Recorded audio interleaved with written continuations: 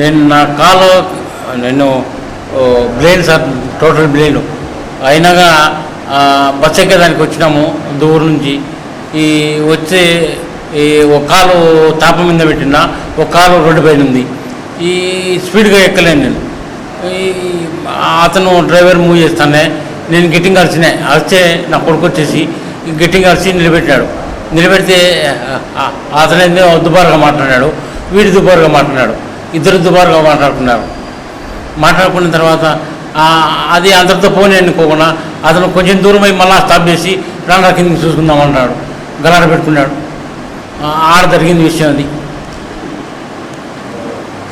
నమస్తే సార్, నా పేరు కే హేమవర్ధన్. ఈయన మా నాన్న, మా అమ్మ, మా ఆంటీ గారు. మేము 7వ తేదీ మార్నింగ్ ఉదయం దువ్వూరు బస్ స్టాప్లో కడప బస్ కోసం వెయిట్ చేస్తుండగా ఆలగడ్డ నుంచి మైదుకూరు పోయే బస్సు వచ్చింది. మాతో పాటు ఒక 10-15 మంది ప్యాసింజర్లు ఉన్నారు బస్ స్టాప్లో.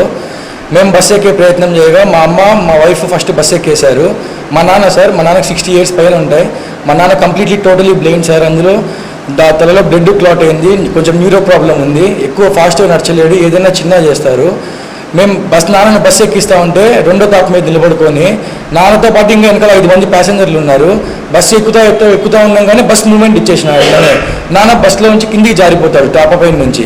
మేము బస్సు సైడ్కి కొట్టి బస్సు ఆపండి అయ్యా, ఏందయ్యా బస్సు కదిలిస్తే ఎట్లా, మనుషులు టైర్ కింద పడి చచ్చిపోతే ఎట్లా, ఎవరిది పరిస్థితి అనడంతో ఆ బస్ డ్రైవర్ ఉండగా ఒకటేసారి సడన్గా పైకి లేసి మీకేమన్నా కళ్ళు తెగినాయా అది ఇదని తప్పుగా మాట్లాడి బస్సు ఎక్కడ లేకుండా దిగేయండి, మా సాగు కోసం వస్తారు మీరంతా అన్నట్టు తప్పుగా మాట్లాడతారు. మా నాన్న బ్లైండ్ అని చెప్పినా కూడా మీ నాన్న బ్లైండ్ అయితే మేమేం చేయాలా అన్నట్టు మా నాన్నని కూడా కించపరిచి మాట్లాడతాడు. అంతటితో వాగ్వాదం జరిగి మళ్ళీ గుడిపాడు స్టేషన్ వచ్చేసరికి ఇంకా 2 ముసలోళ్ళు ఒక 5 మంది ప్యాసింజర్లు ఎక్కుతా అంటే మళ్ళీ అట్లా దుర్భాషలు ఆడతారు అందరినీ. అందరు సావడానికి పొద్దున్నే మా బస్సు ఎక్కుతున్నారు, మా బస్సు దొరికిందా సావడానికి, ఈ నా కొడుకులు అంతా ఫ్రీ బస్ పెట్టినారు అది ఇది అని చెప్పి గవర్నమెంట్ కూడా తప్పుగా మాట్లాడతాడు. గుడిపాడు బైపాస్ ఎక్కిన వెంటనే బస్సు ఆపేసి టోటల్గా బస్సు ఆపేసి డ్రైవర్ కిందికి దిగి ఇక్కడ గేట్ ప్యాసింజర్లు ఎక్కే గేట్ దగ్గరికి వచ్చి కిందికి దిగి రారా నా కొడక లంజా కొడక అని నన్ను మా ఫ్యామిలీని తప్పుగా మాట్లాడి దిగిరా ఇప్పుడు చూసుకుందాం అన్నట్లు తప్పుగా మాట్లాడతారు సార్ ఆయన. మా నాయన్ని కూడా మళ్ళీ అట్లా తప్పుగా మాట్లాడడంతో మేము కింది దిగి నా కాళ్ళ పట్టుకొని ఇట్లా మెడపట్టు పట్టుకోవడంతో నాకు ఎన్ని గోడ్లు గీసుకుపోతాయి, నా షర్టు మొత్తం చినిగిపోతుంది సార్, నన్ను గుంతలోకి లాక్కొని పోతారు. ఇదిగోండి సార్, నా షర్టు మొత్తం చినిగిపోతుంది, కొత్త షర్ట్ అంతా చినిగిపోతుంది సార్, గుంతలో లాక్కొని పోతారు. అట్లా గుంతలో లాక్కొని పోవడంతో నన్ను అట్లే రాళ్ళపై తోసేసాడు ఇసిరి. తోసేయడంతో నా చెయ్యి కూడా ఫ్రాక్చర్ అవుతుంది సార్. నేను రిమ్స్ హాస్పిటల్లో అడ్మిట్ అయి ఉన్నా 2 days. నాకు దెబ్బ తగులుతుంది, అతనికి తోసుకోవడంలో అతనికి దెబ్బ తగులుతుంది సార్. మొత్తం మళ్ళీ మా అమ్మోళ్ళు మా నాన్నోళ్ళు వచ్చి ఆపడానికి ట్రై చేస్తున్నా, ప్యాసింజర్లు వచ్చి ఆపడానికి ట్రై చేస్తున్నా, ఎవరు మాట వినకుండా ఆయన తిడుతూనే ఉన్నాడు, అడుగుతూనే ఉన్నాడు, గలీజ్గా మాట్లాడుతున్నాడు. ఇప్పుడు అన్ని సోషల్ మీడియాలో ఏమైందంటే అంతా యూనియన్ అంతా కలిసి డ్రైవర్లు అంతా కలిసి తప్పు మొత్తం ప్యాసింజర్లదే ఉన్నట్టు మాది తప్పు ఫ్రేమ్ చేసినారు. మాకేం యూనియన్లు మా పార్టీలు లేవు కదా సార్, మాకు వచ్చి ఇట్లా రోడ్లపైకి ఎక్కి మేము మాట్లాడడానికి. వాళ్ళకంతా యూనియన్లు ఉన్నాయి కాబట్టి 1-2 చేసి తప్పుగా అంతా మాట్లాడుతున్నారు. నేను డ్రైవర్లు అందరిని అయితే తప్పు ఏం పట్టడం లేదు, ఈ డ్రైవర్ ఒక్క విషయంలో మాత్రమే ఇలా జరిగింది.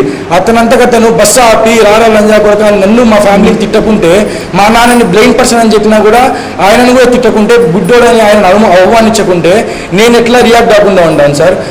మా నాయన మా అమ్మ ఒక కొడుకుగా మా అమ్మ మా నాన్న ఇట్లా తప్పుగా మాట్లాడితే నేను రియాక్ట్ అయినా, నాతో పాటు ఇంకా 5-6 ప్యాసింజర్లు దిగి 5-6 ప్యాసింజర్లు రియాక్ట్ అవుతారు. అట్లనే ఇప్పుడు వాళ్ళందరూ రోడ్లపై ధర్నాలు ఎక్కి అతను వచ్చి ఏం చెప్తున్నాడు, సార్ బస్సు దిగండి సార్ అని మర్యాదగా చెప్పినా అని చెప్తున్నాడు. సార్ అని మర్యాదగా చెప్తే మేమెందుకు వాళ్ళపైకి పోయి గొడవ పడాల్సిన అవసరం మేమేముందినా? మేము ఇంతవరకు పుట్టినప్పటి నుంచి మాకేం లగ్జరీగా కార్లలో తిరిగింది, మాకు బెంజ్ కార్లు ఆడి కార్లు ఏం లేవు. 25 సంవత్సరాల నుంచి మేమంతా ఆర్టీసీ బస్సులలో ట్రావెల్ చేసే వాళ్ళమే. ఇంతవరకు మాకు ఏ పొద్దు ఇట్లాంటి డ్రైవర్గా ఏం గొడవలు జరిగింది లేదు, ఏం జరిగింది లేదు.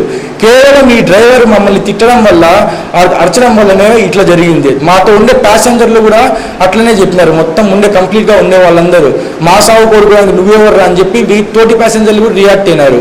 ఆ కండక్టర్ మేడం పొమ్మంటే వెళ్ళాలి, ఆగమంటే ఆగాల బస్ మామూలుగా. కండక్టర్ మేడం చెప్పకముందే కదిలేస్తున్నారు. కండక్టర్ మేడం అసలు ఏం మాట్లాడడంలే. ఏం మేడం మీరు కూడా మాట్లాడచ్చు కదా, మీరు అనక ముందే ఆయన వెళ్తున్నారు కదా మేడం, ప్యాసింజర్లు ఎక్కుతున్నారు కదా మేడం ఇక్కడ అంటే, నాకేం తెలియదు బాబు వాళ్ళు ఏదో ఫ్రస్ట్రేషన్లో ఉన్నారు అన్నట్టు కండక్టర్ మేడం కూడా మాట్లాడుతుంది సార్. మా తరపు నుంచి ఎవరు సపోర్ట్ చేసేవాళ్ళు లేరు. మాకు సోషల్ మీడియాలో ఎక్కడ చూసినా సోషల్ మీడియాలో గలీజ్గా కామెంట్లు పెడతారు. నిజం ఎందుకు తెలుసుకోకుండా ఫస్ట్ డ్రైవర్లను ఎట్లా కొడతారు, తాగుబోతు నా కొడుకులు, అమ్మా నాయనకు పుట్టని నా కొడుకులు గలీజ్గా మాట్లాడుతున్నారు సార్. ఎవరంటే వాళ్ళు అర్లీ మార్నింగ్ 7 o'clockకి బస్సు ఎక్కినాం. మేము 7 o'clock నుంచి అక్కడ ఉన్నాం బస్ స్టాప్లో. 7:55 అట్లా బస్సు వచ్చింది. అంత మార్నింగ్ ఎవరు సార్ తాగి బస్సు ఎక్కేది? ఇది చెత్తగా కామెంట్లు పెట్టే వాళ్ళ కోసం చెప్తున్నా. ఇంకా నంద్యాల సోషల్ మీడియా వాళ్ళైతే ఎవరెవరో కొట్టిన వీడియోల్ని మార్ఫింగ్ చేసి నేను కొట్టినట్టు అది నేనన్నట్టు వీడియో క్రియేట్ చేసి వాళ్ళు సోషల్ మీడియాలో వదులుతున్నారు. నువ్వు ఆర్టీసీ డ్రైవర్ని కొట్టినావు నా కొడక నీకుంది అన్నట్టు కింద డాట్లు పెట్టి తప్పుడుగా మాట్లాడుతున్నారు వాళ్ళంతా.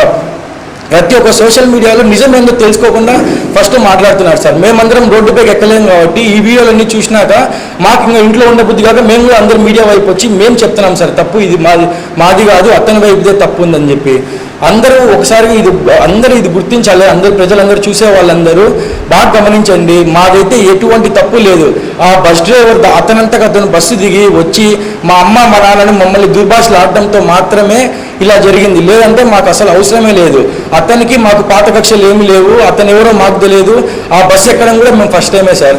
అందరూ ఇది గుర్తించాలి. మెయిన్గా సోషల్ మీడియాలో ఆ మార్ఫింగ్ వీడియోస్ ఎవరో పెట్టిన వీడియోస్ నేనన్నట్టుగా పెట్టినా చూడండి. వాళ్ళు కనుక ఆ మార్ఫింగ్ వీడియోస్ తీయకుంటే నేను ఖచ్చితంగా ఎస్పీ గారి దగ్గరికి వెళ్ళి నేను కూడా కంప్లైంట్ పెడతాను సార్. ఆ గ్రూప్ల పైన అందరిపైన కంప్లైంట్లు పెడతాను. దయచేసి నిజం తెలుసుకోకుండా ఎవరు సోషల్ మీడియాలో తప్పుడుగా వార్తలు పెట్టద్దండి. ఇద్దరి పక్క నిజం తెలిసిన తర్వాతే ఈ వార్తలన్నీ మీరు చేయండి. దయచేసి మీ అందరి రిక్వెస్ట్ నేను అదే చేసుకుంటున్నాను. తప్పుడు ప్రచారాలు అయితే చేయొద్దండి. ఎవరైనా కూడా ఈ సోషల్ మీడియాను చూసే నమ్మేది 10 మంది ప్రజలు. ఇప్పట్లో ఈ సోషల్ మీడియా వల్లనే ఏదైనా నలుగురికి చేరాలంటే అట్లాంటిది మీరే బాధ్యతగా అందరికీ నిజం ఏందో తెలియజేయాలని కోరుతున్నాను. మేము ఏది కూడా తప్పుడు ప్రచారాలు అయితే ప్లీజ్ చేయొద్దండి. ఆ మార్ఫుడ్ వీడియోస్ అయితే అస్సలుగా చేయొద్దండి. ఇంకా కామెంట్లు పెట్టే వాళ్ళు కూడా ఫస్ట్ ఇది గ్రహించండి. మీరు కూడా మాలాంటి ప్యాసింజర్లే దుర్భాషలు అయితే ఆడద్దండి ఎవరిని. ఇది మాకు జరిగిన వాస్తవం. అయితే నాకు చెయ్యి ఇరిగింది, దెబ్బలు తగిలినాయి, దవడలో కూడా దెబ్బ తగిలింది, లోపలగా తగిలింది. మేము రిమ్స్ పోలీస్ స్టేషన్లో కేసు పెట్టాము. ఇప్పుడు అక్కడ ఎమ్మెల్సీ రాపించాము. మాకు కూడా న్యాయం జరగాలని మేము కోరుకుంటున్నాము అందరి తరఫున. మాకు కూడా కొంచెం అందరూ ఫేవర్ చేసి మాకు కొంచెం న్యాయం చేయాలని కోరుతున్నాము.